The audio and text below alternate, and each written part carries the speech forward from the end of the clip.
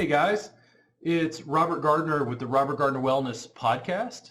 I've got a good friend Josh Terry here. He actually lives in Austin, so we decided to use the internet and computer to communicate with each other. Josh, what were we going to say? Well, I'm working on a book, and the book is a concept of learning theory. Yeah. But I'm using these conversations to kind of explore some of the aspects of it. And I thought today it might be interesting to go over some of the problems. Yeah. So these are, I'm just real quick going to say some of the things that I've been thinking about that I think this concept is relevant to. One is like hustle culture. It's great. Yeah. There's a lot of positive aspects to it, but there's like a dark side of kind of guilt that comes from not living up to it. And it's unsustainable when it's misunderstood.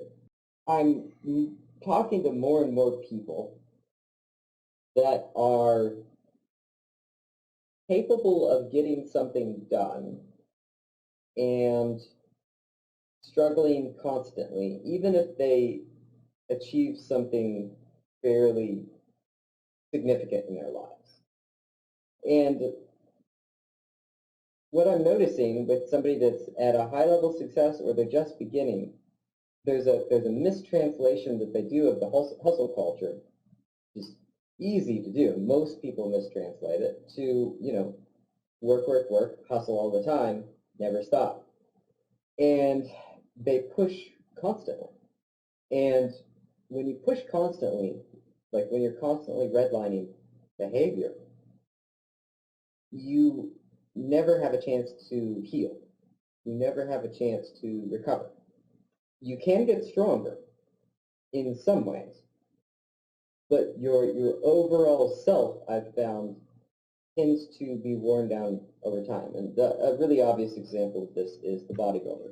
The bodybuilder cannot get in the gym and then max out the next day and max out the next day and expect them to grow muscle mass. They actually lose muscle mass if they do that. And people that are sort of entranced by the hustle culture, they try to do that. And I think that they get diminishing returns over time, where they actually, instead of becoming more successful from doing this, they run out of steam and become less capable. And tying into this is there's a really, really good reason, I think, why people are automatically doing this. We've thought that we had to work hard to be better for a long, long time. And working hard to get better, of course, is a good thing when you say it just like that. But when it consumes your life to only push to be better, it takes away from other aspects of life. And the thing that ties into it is an aspect of learning, which is we are habit-forming creatures. And habits are formed very easily. Try something new, and you go into that anxiety of struggle to try to be better. You succeed a little bit. Because, that's what happens. You learn the rules of chess, and you play your first game. Yay. Whatever it is, you learn something new. And when that happens, your reward systems fire. And from that point on, your habits are formed because their habits are formed by reward systems. And from that point on, you're wired to look for new things, and you're not wired to actually take something that you know and play with it and iterate on it. Would me or anybody else, you included, would you encourage someone to work so hard they don't get sleep? Absolutely. And work so hard they destroy their relationships because they have no social contact. And work so hard that they somehow jeopardize their health. Absolutely not. But the thing is, I think also the problem is people are looking at a sprint and not a marathon. The long-term goal, if you're a marathon runner, isn't to run a marathon every day. It's to train consistently, allow your body to condition itself.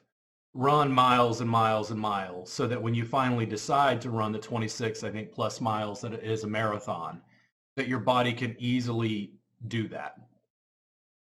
That is a long-term thing. It's not something you shoot out in 20 seconds. A big burst of exertion. I think one of the reasons I've been successful is I'm very determined. And then when I hit a stumbling block, I can get frustrated just like anybody else, but I tend to just put it aside and come back. It was just putting pieces together over time. I think other people look at it and say, well, Robert he works too much. And it's like, no, this is me. Like, I work to the level I want. Like when people start talking about work-life balance, I had a conversation with an apprentice and she said, oh, I like to take weekends off so I can hang out with my boyfriend. And I'm like, sure. Like there was no shame, no denigration. No, I'm like, but they're like, what are you doing? And I'm like, what I do every day, work. The hustle part is, does it fulfill your heart? I love it. I absolutely love it. I've had people tell me like, you're going to burn out. And I'm like, no, people burn out when they do shit they don't like. Working 40 hours a week at a job you hate for 30 years, that'll make you burn out. No, that's the thing. And I want to be very clear. I'm pro hustle culture. I actually like it. I think it's a good thing. But it gets mistranslated. Like yes. You said, people that watch a couple of videos, they misunderstand what the real concept is behind it. And I mean, that's something that I admire about you is like you've learned these lessons better than I have at this point, which is when you get tired, you stop. Yeah. which doesn't sound all that innovative when you say it out loud, but damn, it makes a big difference in the world. Well, I mean, and a lot of people don't stop. Yeah. A lot of people don't understand that concept, and they only get stopped by external circumstances.